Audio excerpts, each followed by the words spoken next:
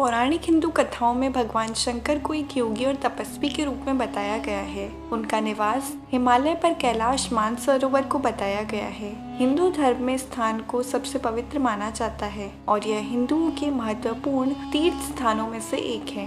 यह अद्भुत स्थान रहस्यों से भरा हुआ है। हिंदू धर्म ग्रंथों में शिव पुराण, स्कंद पुराण, मत्स्य पुराण में इस स्थान की महिमा का गुणगान अलग ही अध्यायों के रूप में किया गया है। भगवान शिव के निज निवास माने जाने वाले कैलाश पर्वत से कई प्रकार के रहस्य जुड़े हुए हैं, जिन पर आज भी कई बड़े वैज्ञानिक शोध करने में लगे हुए हैं। तो आइए जानते हैं कैलाश पर्वत से जुड़े कुछ अनसुलझे रहस्यों के बारे में। लेकिन उससे पहले अगर आप हमारे चैनल पर नए हैं तो चैनल को सब्सक्राइब कर बेल आइकन को प्रेस करना ना भूलें। दोस्तों, कैलाश पर्वत की ऊंचाई 6600 मीटर से अधिक है, जो दुनिया के सबसे ऊंचे पर्वत माउंट एवरेस्ट से लगभग 2200 मीटर कम है। इसके बाद भी माउंट एवरेस्ट पर अब तक 7000 से अधिक बार चढ़ाई कर चुके हैं, लेकिन कैलाश पर्वत पर अब भी कोई व्यक्ति नहीं चढ़ पाया है। यह आज भी अजेय है। चलिए जानते हैं इसके रहस्य के बारे में। दोस्तों, इस पर्वत पर किसी के न चढ़ पाने के पीछे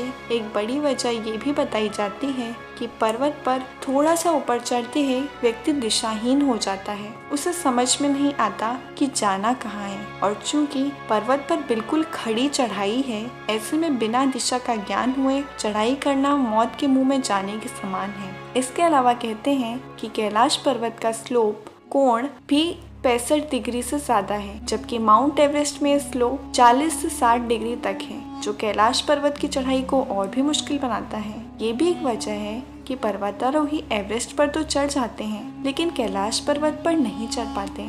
इतना ही नहीं, कैलाश पर्वत देखने में पिरामिड के आकार का है। ऐसा कहा जाता है कि कैलाश पर्वत धरती का केंद्र है, जिसे एक्सिस मुंडी भी कहा जाता है। कहा जाता है कि इस पर्वत पर 10 दिशाएं आपस में मिल जाती हैं, और अगर यहाँ पर कोई दिशा कंपास लेकर आता है तो वह खराब हो जाता है और ठीक से दिशा नहीं बताता। इस पवित्र पर्वत की चढ़ाई करने वाले लोगों ने दावा किया है, इस पर चढ़ाई करने के दौरान बड़ी तेजी से उनके बाल और नाखून बढ़ने लगे थे।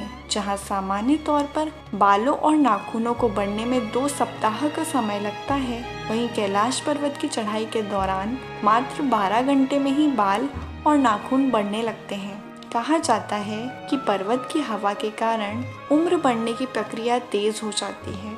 इसके अलावा कैलाश पर्वत बहुत ही ज्यादा रेडियो एक्टिव भी है।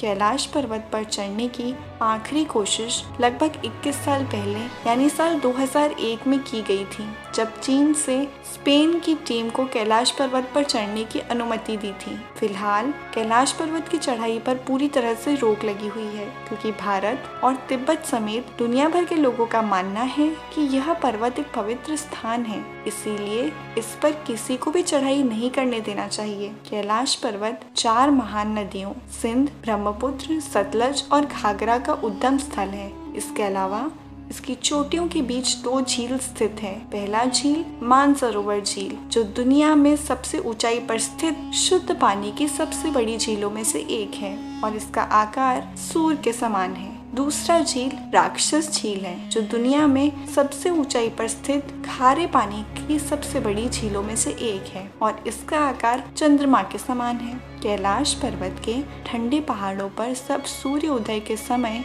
सूर्य की किरणें पड़ती हैं तो विशाल स्वास्तिक की आकृति बनती है, जिसे देखकर ऐसा लगता है कि भगवान सूर्य भगवान शिव को श्रद्धांजलि दे रहे हैं। कैलाश पर्वत और उसके आसपास के वातावरण पर अध्ययन कर चुके रशिया के वैज्ञानिकों ने जब तिब्बत के मंदिरों में धर्मगुरुओं से मुलाकात की तो उन्होंने बताया कि कैलाश पर्वत के चारों ओर एक अलौकिक शक्ति का प्रवाह है, जिसमें तपस्वी आज भी आध्यात्मिक गुरुओं के साथ टेलीपैथिक संपर्क करते हैं।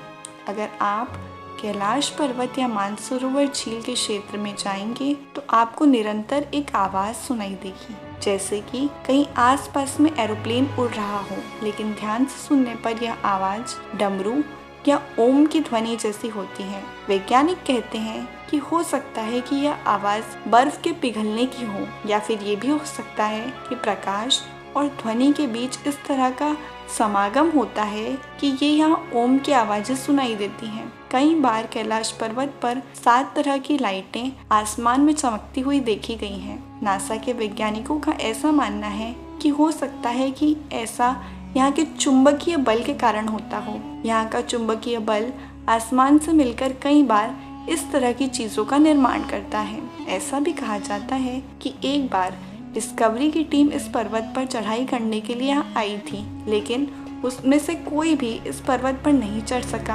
आखिर में इन लोगों को यहाँ से वापस जाना पड़ा।